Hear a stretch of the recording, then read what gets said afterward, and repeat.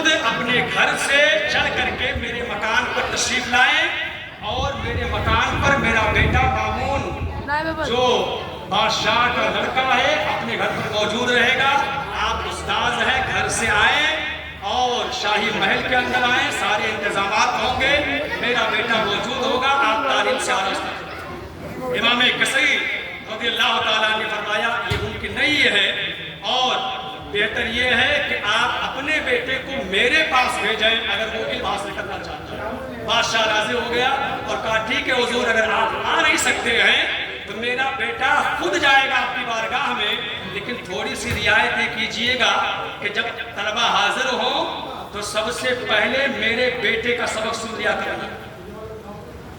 وہ کوئی حکم نہیں تھا, بادشاہ کی خواہش کی, وہ حکم بھی دے سکتا تھا, لیکن امام کثیر کی دینداری اور آپ کے اسلامی اصول و قوانین کی روشنی میں زندگی گزارنے کے طریقے پر قربان جائیں. آپ نے ارشاد فرمایا کہ یہ ممکن نہیں ہے اور اصول کا تقاضا یہ ہے کہ جو طالب علم پہلے آئے گا سبق پہلے اس کا سنا جائے گا اور جو بعد میں آئے گا اس کا بعد میں. اگر آپ کا بیٹا پہلے آ رہا ہے پہلے سنا جائے گا اور اگر بعد میں آئے گا تو میں اس کا کسی بھی حال میں سبق پہلے نہیں سن سکتا ہوں, اس لیے کہ اس میں دوسرے شاگرد کی حد تک ہو گئی. بادشاہ اس پر بھی راضی ہو گیا کہ ٹھیک ہے حضور, جس طرح سے بھی آپ مناسب اور بہتر سمجھیں میرے بیٹے مامون کو تعلیم کے زیور سے آراستہ کر دیں. تعلیم کا سلسلہ شروع ہوا اور سلسلہ شروع ہونے کے بعد کچھ ایام گزرے. ایک دن بادشاہ کا گزر اسی علاقے سے ہوا جہاں جو ہے امام کثیر اپنی درسگاہ لگایا کرتے تھے اور دیگر طلبہ کی طرح بادشاہ کے بیٹے مامون کو تعلیم دیا کرتے تھے.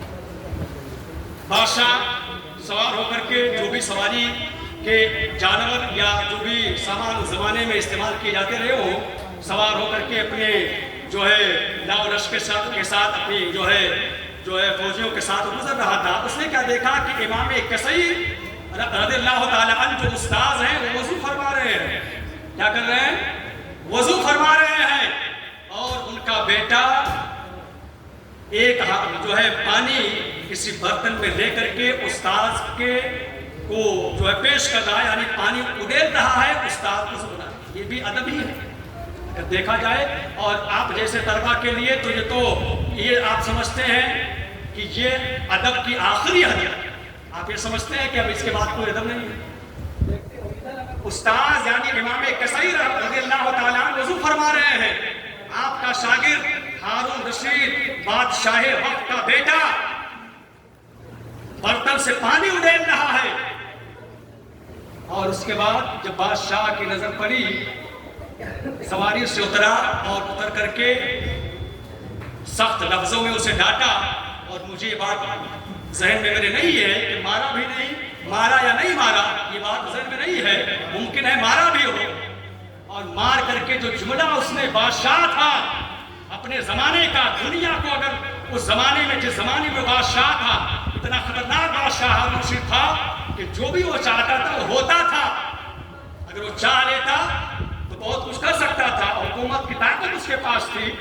لیکن جب طلبہ کے ساتھ طلبہ کے جو ہے سرپرست ہیں, جو ان کے والدین ہیں, جب ان کے اخلاق بلند ہوتے ہیں, وہ خود باادب ہوتے ہیں, تب اس طرح کے واقعات دنیا کے اندر رونما ہوا کرتے ہیں.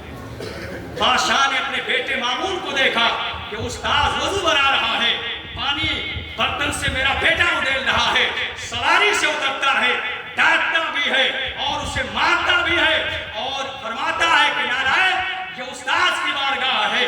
استاذ کی بارگاہ کا ادب یہ نہیں ہے کہ صرف جو ہے پانی برتن سے اڈیلا جائے, بلکہ استاذ کا ادب یہ ہے کہ ایک ہاتھ سے اگر پانی اڈیل رہا ہے تو دوسرا ہاتھ خالی ہے تو اسے خالی نہ رہنے دیا جائے, بلکہ اگر ایک ہاتھ مصروف ہے پانی اڈیلنے میں تو دوسرا ہاتھ بھی بروئے کار لا کر کے استاذ کے ہاتھ اور پاؤں کو ملا جائے.